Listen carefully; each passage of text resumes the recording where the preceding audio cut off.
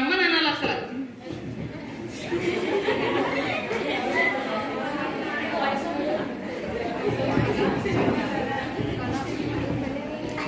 అయినా నేనేం చేశాను? మా ఇంటి ఎదురుగానే కదా నేను ముగ్గు పెడుతున్నాను. నాకు గడప బయట ఉండే హక్కు కూడా లేదా?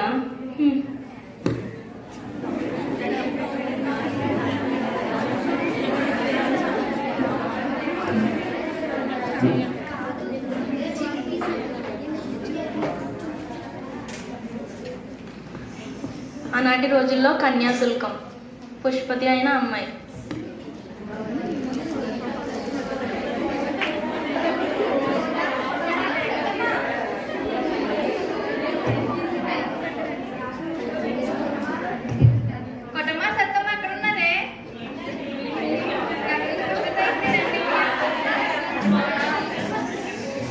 అదండి అక్క, చాలా సంతోషకరమైన విషయం చెప్పారు.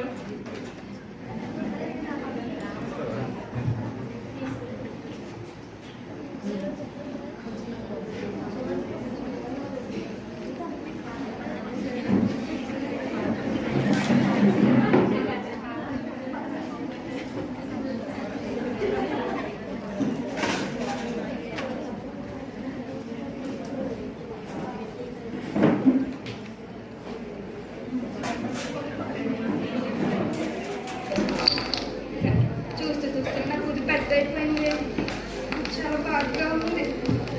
ఎందుకు అక్కయ్య బాధపడుతున్నావు? ఇంకో ఇంటి రాలేకపోదు కదా, పెళ్లి చేసుకున్న దూరంగా వెళ్ళిపోదు కదా. ఇంకో ఇంటి దాన్ని అవడం అంటే ఏంటమ్మా?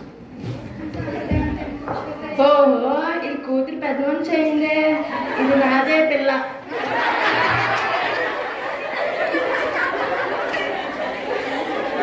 అక్కయ్య మళ్ళీ వస్తాం అక్కయ్య, మేము వెళ్ళొస్తాము.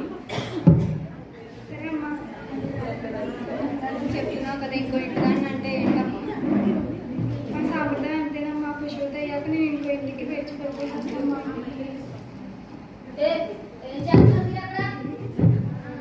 ఏంట్రా కూతురు పెద్ద మంచి అయింది. నువ్వు అడిగిన డబ్బు ఇస్తాను, తీసుకో. అదే నువ్వు